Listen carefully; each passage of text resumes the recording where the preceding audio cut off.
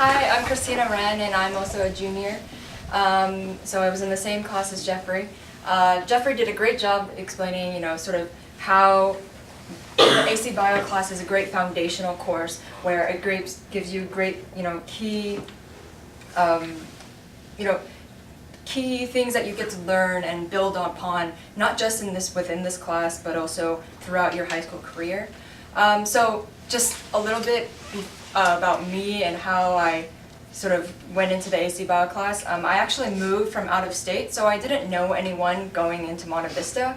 And AC Bio became a great platform for me to make some my great intellectual friends that I still keep in touch with and work with now. And you will find that actually the AC Bio people will become the AP crowd, so to speak. And you'll find them throughout your high school career, and because they're the motivated students that want to learn and take this class even though it's not a weighted course.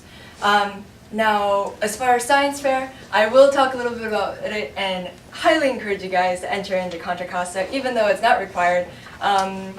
You guys, as you can see, the research project is part of the class, and I think it's a great sort of supplemental project, and it's sort of like an extended project of a class that you could have, except it's an individual project. You get to choose what you love to do or interested in doing, perhaps, and yeah, and for me, it greatly changed me and then helped me sort of go into the path I'm going in. In freshman year, as a just unknowing freshman, I did my project and I actually got into Intel ISAP. So that was unexpected, but it's gotten me to a lot of places by now. And so I went into sophomore year again and I did another project because I loved it so much. So yeah, thank you, Ms. Ferber, for everything. ISAP again. So yeah, it was just take this class. It's great.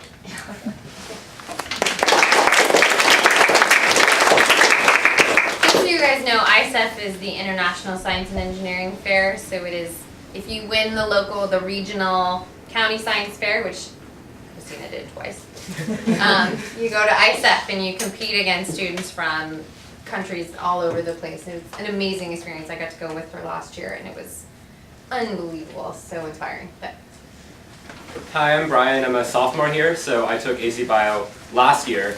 And going into the class, I was probably like you or your children are right now, one of the more advanced students, I would say. I wasn't particularly challenged in middle school very much, and most of the time I could get by without doing very much work or without studying very much.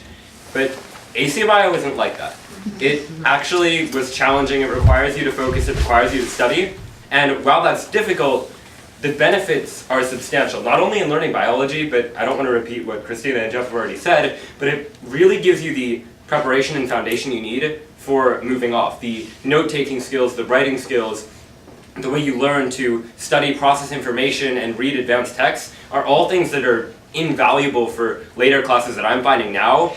In the classes that I take, I'm using a lot of the skills that I learned and developed while in Ms. Ferber's class last year, and they've significantly helped me a lot. So I feel like even if you're not actually, well, you should be interested in biology to take this class, that's for sure, and you'll learn a lot about biology. But in addition to just learning about biology, you'll learn a lot about just how to study and learn effectively. And Ms. Ferber is a wonderful teacher for teaching you how to learn a lot of great things and how to properly study, how to do research, and how to write about what you've learned. And I think all of those are very valuable skills that go beyond just biology, but to anything that you do, not only in school, but also outside of school, and for future applications in the rest of your life.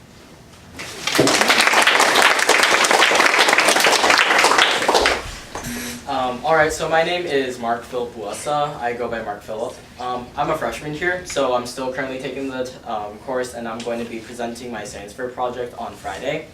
So a quick overview of the course. One of the biggest aspects of it is note-taking and then tests. Ms. Ferber has something called reading quizzes, which are like 10-question quizzes. And you think that, hey, 10 questions out of, a chapter or two, that's not going to be that difficult. You realize how much texts are in one chapter and how many questions can be formed from one chapter. So they're actually very difficult. But the note-taking, some people say, hey, I already know how to take notes. That's fine. It's not something you have to do. Ms. Ferber does it very well. She assigns notes for you to do, and then once you do them, she lectures them, and she explains them and helps you understand. Very useful, but the problem is that if you don't know how to take notes properly, you're kind of lagging behind. You're kind of like, hey, where did this come from? And it helps you both be able to listen to somebody speak for a very long time extensively, which you probably didn't have before in middle school. And it also helps you take great notes while she's talking, and then put that together and you get great comprehension. Science fair wise, it takes a lot of effort to do. You have to do it with a partner. My best advice for that is find somebody who's similar to your personality. Find somebody who has your similar interests. I know people who took this class not because they were interested in science, of course they were, but not like as big focus, but mostly because it was a challenging course. If you're interested in biology, find somebody interested in biology. If you're interested in chemistry, find somebody else. If not, it becomes very difficult for you to work with that person, and then you end up having problems and you end up having conflict of what you want to do, and then the other person's mostly just, if you want to do the work, that's fine. But afterwards though, you actually come with a really good experiment. I didn't think ours was that good. Like we did the stuff and it was pretty good, but I didn't realize it was that good until I got honorable mention at the local San Ramon one. I got honorable mention at the district, and so now going on the Contra Costa, I figured, hey, I actually have a chance of getting some recognition for all this work I did. And I'm not sure if it's because other people just didn't do as much work, but it does require a lot of time, and Ms. Ferber definitely pushes you to do that. Other high schools, they actually start their experimentation a lot later in the year than we do. We do ours in November and December. They start theirs in January. It's March. They have to present this and design the board and everything. So Ms. Ferber does an excellent job of spacing out the work, and although it may seem like you spend a lot of sleepless nights and a lot of hours on AC Bio, it's definitely worth it. It's definitely worth all the other classes you're going to be taking. And as freshmen, this is the one weighted course this is the one accelerated course you can take. It's possible to do it. And homework-wise, occasionally, there will be less than an hour of homework. If you want to do well, you will make up that 1 hour with studying. If you finish earlier, you should be studying for the rest of it, because when it comes down for the unit exams, you have all these chapters that pulling off the weekend before is not going to be a good idea. Doing it the night or the week before is not a good idea. So you definitely need to space it out, and it's definitely something new. But I highly recommend the course, and I highly recommend putting your best foot forward and taking this class head on.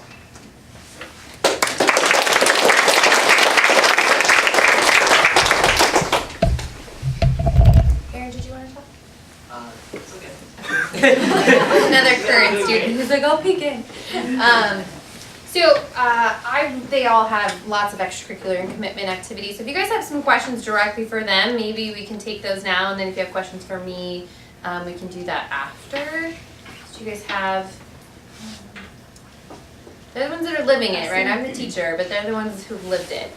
I know that most of my 8th grade students are worried about the balance between geometry and accelerated biology, since all of them will be going into geometry for the first time. Can you guys talk a little bit about how you handled that transition to a non-math geometry to accelerated biology? Go ahead. Actually, you're doing it now, so. So I'm taking both geometry and accelerated biology, and it's actually not too conflicting. Geometry is kind of on its own, and you do the work, and it does kind of flow into biology a little bit, but it's not too much confliction. And if you're like a math person like I am, I found it a lot easier. And occasionally you'll be able to apply what you've learned in geometry in a way other people didn't realize, and you're like, hey, this works, and then you're able to do it, and then your work's a lot easier, and that feels really great. On that same note, how about homework balance with the two? Is there, you said something about it being about an hour a night in this class, then how much per night in each of your other classes? So other class-wise, most of them take about 30 minutes-ish. I'm taking French and Spanish too right now, and each one take about 30 or more minutes. The other classes though, they should take about 15 or less. I'm just a math person, so the math went by easy. Did all of you take a 0 period freshman year? Or did you just? Yes, I Yeah? think we all did. Yes. Okay, So so that's I have one. a question. How do you manage 0 period and the rest of the courses with your AC Bio? Because that's my concern, because my son is going to take 0 period for speech and debate. And, but I just wanted to know how, would he balance? Would it be possible? Or I'm sure it would be possible, but How hard is it? Yeah, it's definitely possible, and I know people who are taking both courses, they're actually a lot In of fact, there are a people. lot. Actually, I would say that a good number of people that are in accelerated biology actually also take speech and debate and take a 0 period as well. They seem to be things that commonly go together, at least for freshman year. I did it myself. I think it's very manageable and it's possible. It just requires focus and time management. Because what I found at least is that last year, speech and debate and AC Bio took up as much time, if not more time for homework than the rest of my classes combined. So the vast majority of my work came from those 2 classes. so you had speech and debate on your 0 period? I took a 0 period, but speech and debate itself is not offered 0 period. Question for you, Brian. You were in advanced math as a freshman, right? You were not in geometry, you were up. How do you feel that the math workload and the speech and debate and the AC biology, since you were in higher advanced math, was the workload of higher advanced math even more so than geometry? You get what I'm saying? As the math levels get higher and progressively more difficult, the homework does tend to take longer, but I never found that math homework took, whether it be geometry or any other math class, took as much time as classes like this class. I think the majority of the work will come here. Math class, the majority of the work is going to be in class, focusing on the lectures, understanding the concepts, whereas AC Bio has done a lot of at home reading, doing writing, and taking notes and working on your research. Thank you. So AC Bio, how it's sort of taught, just to give a quick little, it is sort of focused around self-learning a lot of the concepts from the text. And then I lecture on things that I think are maybe a little bit more challenging from that section of text that they were taking notes on. But we spend a lot of time in lab. That's what we're using a lot of our class time for, is these really in-depth, intense labs. So the focus sort of shifts maybe from what students are used to, and so that's why there is a lot of time at home and on their own with the text and taking notes and that sort of a thing. So. I have a question on the labs, well, 2 of them. One, how much of it is the icky dissection part where they have to touch stuff? We don't actually dissect anything. That's anatomy. That's, Okay, good. save that for anatomy and physiology. Second is, what is it, how long are the periods, 50 minutes? 55? 53. How much time do you actually have to do to get into a really good lab? Well, during- I'd love to have longer periods as a science teacher, but make it work. Sometimes our labs are 2 or 3 days long.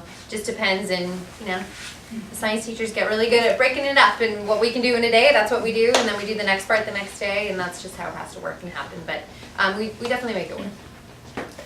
For the labs though, you also generally do with the group, so AC Bio is also very great with helping you learn how to deal with the group and how to work effectively in it. Any questions for the students?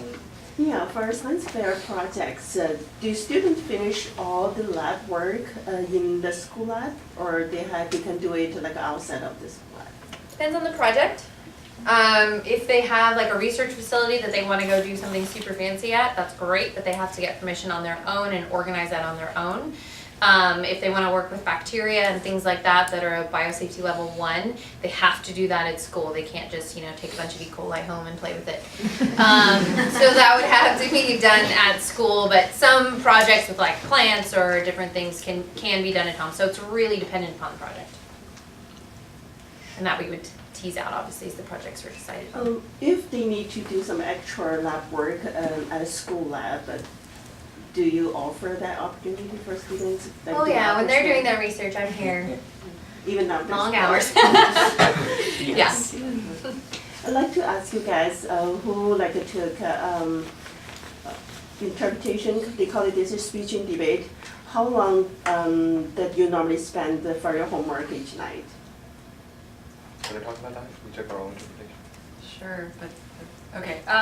Yeah, I took oral interpretation in my freshman year. It honestly depends on the season and also your commitment and involvement in the speech team itself. If you're going to the tournaments, then you would obviously have to prepare more. But in terms of homework, it's not actually as bad. But there is a lot of research and prep and writing speeches involved. So I would expect, on average, 30 minutes a day. That sounds fair. How did you study? Like, what did you do to study? So when you take it definitely helps taking really good notes. You generally learn after taking the reading quizzes for like what to look out for, and then you study those like the night before or like a few nights before. That's what you study. Are the reading quizzes, the 10 questions, are they multiple choice? Probably not essay questions. They're multiple choice, but they're much more difficult than you think. Like how many tests, quizzes? Quizzes every chapter or like section of reading, they'll have a reading quiz, and then we do unit quizzes, or unit tests, which are, generally there was like a theme to a unit. So the course is taught thematically. So if we are learning about, oh my gosh, why can't I put it in here right now? Huh? Photosynthesis. Genetics. Yeah, but what else do we? It's been a long day. It's been the most crazy week. Cell structure. Yeah, so we'll learn about different organelles, okay. So we learned about osmosis, right, and the concept of osmosis, and then we learned about the urinary system and the excretory system, because that's a direct